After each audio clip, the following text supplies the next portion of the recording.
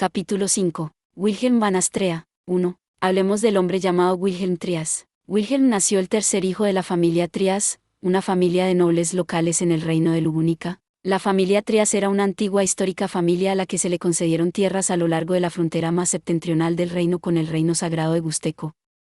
Dicho esto, su fama como familia de guerreros era cosa del pasado. En el momento del nacimiento de Wilhelm, se había convertido en una familia baronial pequeña y débil, con solo un pequeño feudo y una pequeña población a su nombre. En términos reales, no era más que un ejemplo de nobleza caída en desgracia. Los hermanos de Wilhelm estaban muy alejados de él en edad, y su educación no tenía ninguna conexión con la herencia del liderazgo familiar.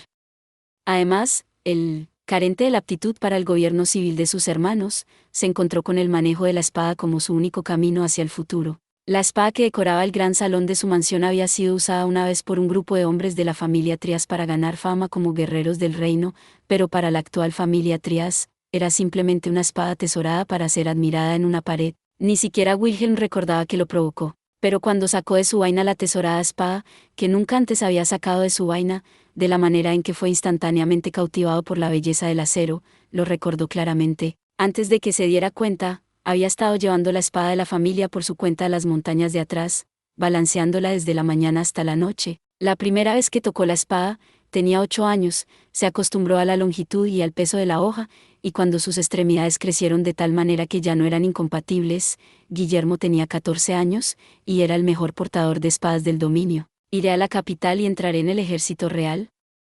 Entonces me convertiré en caballero. Y fue a los 14 años que Wilhelm pronunció esas palabras y salió corriendo de su casa, llevando el sueño descerebrado en el que cualquier niño había pensado por lo menos una vez. El detonante fue en la noche de una tormenta cuando tuvo una discusión con su hermano mayor. Su hermano había comenzado una conferencia de ¿qué harás para tu futuro? A Wilhelm, inmerso solo en la espada y con la intención de asociarse con mocosos y sinvergüenzas en el territorio. Al blandir una espada, se había sentido cada vez más fuerte, y eso por sí solo le había hecho feliz. Así pues, las palabras del hermano mayor hacia su hermano menor, sin ninguna ambición para el futuro, fueron muy estrictas. Había amontonado argumentos sólidos sobre argumentos sólidos, y Wilhelm, deficiente en palabras, pronunció esas palabras como preludio de que saliera volando por la puerta. Lo siguió con su frase característica, no puedes entender cómo me siento, y se fue, y en verdad, el resultado fue que Wilhelm dejó a su familia con nada más que una espada y una pequeña cantidad de dinero. Fue una salida imprevista, pero Wilhelm pudo llegar a salvo a la capital real. Wilhelm, triunfante a su llegada, se dirigió al Palacio Real con toda prisa, y los registros indican que entró en el ejército real como un soldado común. Si se tratase de la época actual, un rufián descarriado que llegase en un intento de atravesar la puerta del castillo en tales circunstancias habría sido legítima y adecuadamente rechazado. Sin embargo, en ese momento, hubo una guerra civil con una alianza de tribus demi-humanas centradas en las tierras orientales del reino. La guerra demi-humana había continuado por mucho tiempo, y la urgencia era tan grande que ningún número de voluntarios parecía suficiente. Fue entonces cuando apareció un chico, vendiéndose a sí mismo por tener un buen manejo de la espada. Fue recibido con ambas manos, y Wilhelm entró en el ejército real sin el menor obstáculo. Por lo tanto, sin relación con los reveses o los dolores de parto, Wilhelm entró en el campo de su primera batalla. Allí, por primera vez, el niño conoció la pared llamada realidad. Su habilidad con la espada, inigualable en su tierra natal, no servía de nada contra los veteranos del campo de batalla, y se enfrentó a su propia temeridad y engreimiento. Tal era la dificultad de la juventud, el bautismo de la primera batalla. Sí.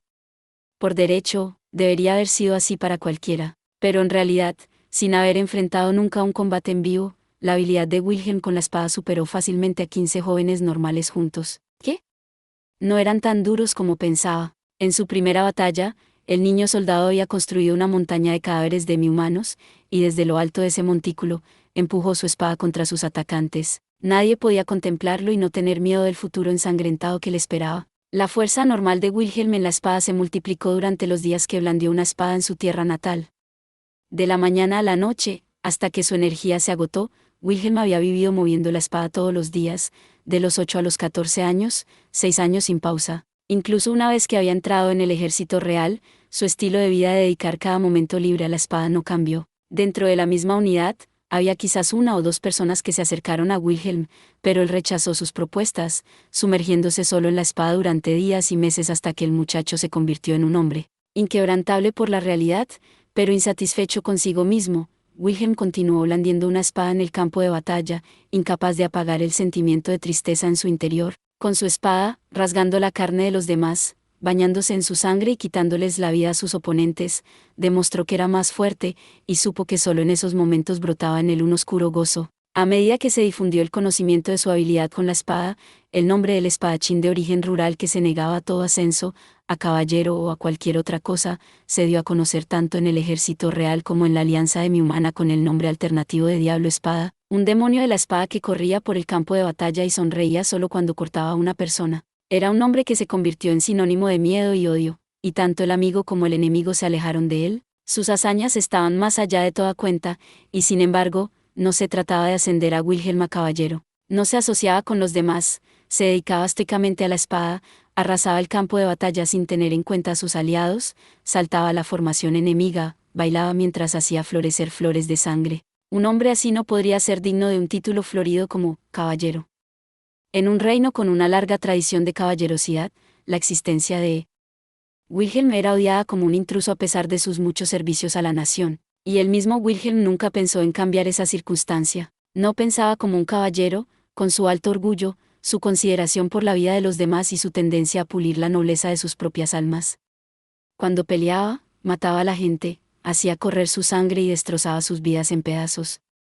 Él, que se alegraba más que nada de eso, no era apto para ser caballero, y si eso le impedía disfrutar de eso, no quería tener nada que ver con ser caballero. Su anhelo de batalla fue deformado, pero con el paso del tiempo, el corazón del joven Wilhelm se pudrió, y fue cuando tenía 18 años, cuando había estado en el ejército real durante 3 años, y cuando nadie en el ejército no conocía el nombre de Diablo de la Espada, cuando nació una brecha en ese corazón.